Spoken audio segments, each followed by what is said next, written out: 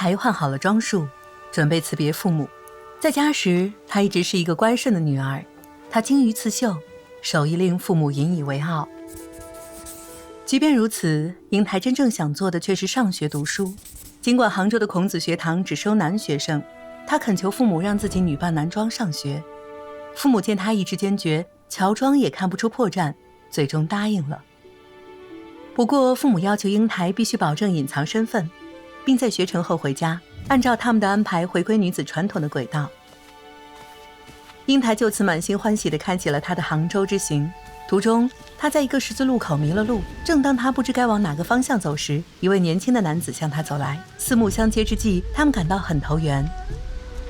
英台得知男子名叫梁山伯，也要前往孔子学堂上学，于是他们二人便一路同行，无话不谈。英台发现，尽管她乔装成了另外一个人，但在山伯面前却能放心地做自己。为了庆祝这段长久而真挚的友情，两人决定结拜为兄弟。在学堂，英台埋头书本间，与山伯一起苦读至深夜。当他们二人在一起时，彼此都觉得安心自在。他们同住一室，尽管山伯表示疑惑，但英台还是坚持独自如厕洗浴，并且无论天气多热，都将上衣纽扣系到脖子。有时，英台也会听到同学私下议论她古怪的行为。岁月如梭，英台刻苦学习，在班中一直名列前茅。她感到过去的日子和预期的未来之间遥远的恍如隔世。然而流言纷纷，愈演愈烈。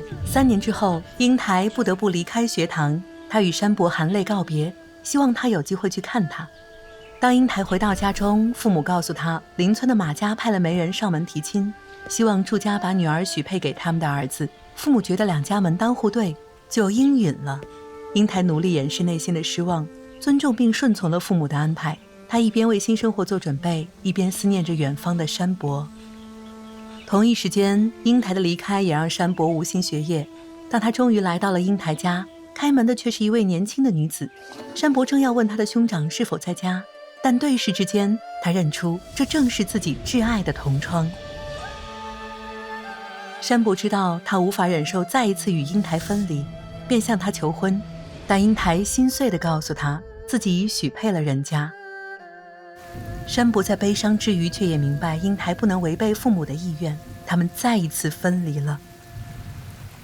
山伯为此而病倒，每况愈下，他的家人忧心如焚，于是也派了媒人上祝家提亲。但是因为英台已有婚约在身，他的父亲拒绝了这门亲事，因为如果悔婚会让整个家族蒙羞。山伯的病情因此急转直下，他自知活不到英台出嫁，就给英台写了最后一封信。信上说，如果英台爱他，他希望他在出嫁的路上到他坟前燃一炷香。出嫁的那一天，英台感到婚礼好似一场葬礼，风雨交加之下，车马一路蜿蜒穿过城镇。英台挣脱娶亲的队伍，在山伯的坟前跪下，点燃了一炷香，并含泪祭祀。突然，一道惊雷在空中炸响，闪电击中了山伯的坟墓，也击碎了墓石。英台毫不犹豫地跳入了墓穴之中。当他的父母赶来搭救女儿的时候，2只蝴蝶从石缝中翩然飞出。这一次，英台为爱化身，终获自由。从此，他与山伯生生世世永不分离。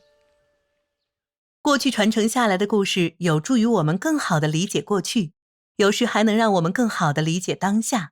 订阅此频道，不错过任何一个精彩传说。